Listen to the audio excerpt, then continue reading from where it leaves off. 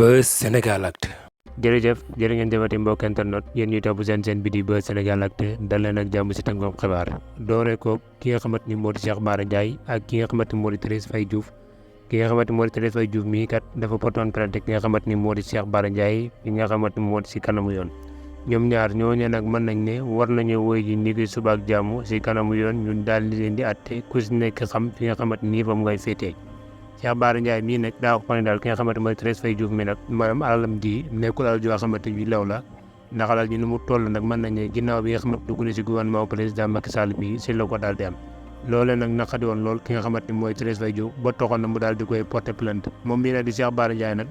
maanaam kon convoqué nañ ko ni ki suba ak jàmm si alxames ji yem ak juróom-benn fan si weeru mai 2024 bu 11h jotee fi nga xamante ni moo si dikk maanaam division investigation criminelle buñ jógee si xibaar boobee duñ ko sori lool ndax dañuy des si wàllum yoon ba léegi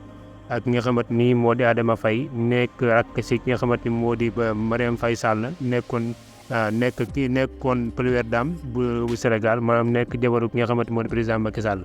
moom moomee nag di nga xamante ni moo di Adama Faye nag moom mii nag dañ ko yëbboon fi nga xamante ni moo di si wàllu si yoon maanaam section de recherche gendarmerie Colobane